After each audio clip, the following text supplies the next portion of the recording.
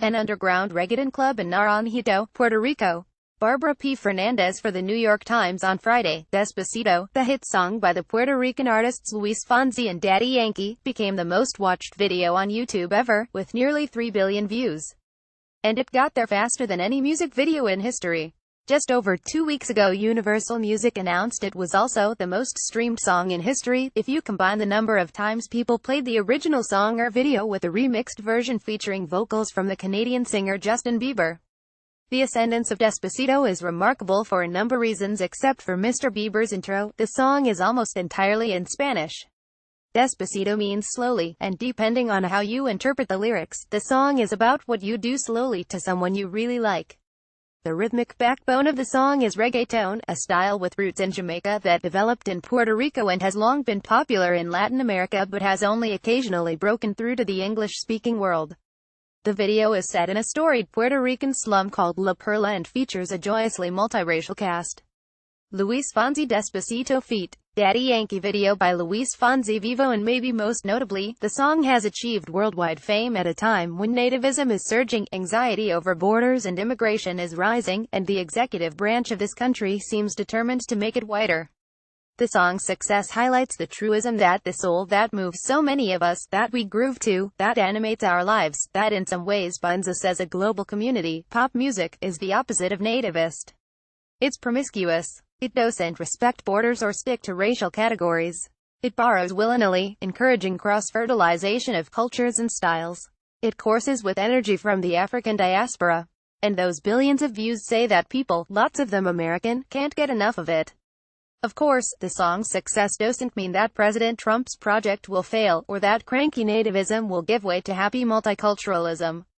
Plenty of people might be willing to watch a video by Puerto Rican artists and still not want a Spanish-speaking neighbor next door. Although Puerto Rico is a United States territory, so if you're American, get over it. But the song's success does highlight a side of humanity that, these days, often seems overshadowed by uglier tendencies. We know that humans can be tribal, that we quickly organize ourselves into in-groups and out-groups, that we can treat those out-groups cruelly and even savagely. These tendencies probably predate our being human. Even groups of chimpanzees wage war against one another. But we have this other side that's curious, that doesn't cringe from difference so much as find inspiration in it. A transcendent side that takes joy in bringing together disparate parts, in creation, in play. Take Despacito itself. It begins with a steel-stringed Puerto Rican guitar called the cuatro, which most likely descended from an instrument brought to Spain from North Africa by Moors. The rolling reggaeton beat came out of Jamaica and, long before that, probably originated in West Africa. In rapping, Daddy Yankee employs an art form developed by urban African Americans, infusing it with the unique feel of Puerto Rican Spanish and slang. Mr. Fosa's deliciously suggestive lyrics arguably belong to a tradition that stretches back to the lovelorn troubadours of medieval Spain, and beyond. The song is a fusion, an amalgam. As such, it doesn't just illustrate the genius of pop music but also serves as a model of how creativity works generally. Innovation often involves organizing old pieces into new configurations. Tech companies, like Apple and Google, know this.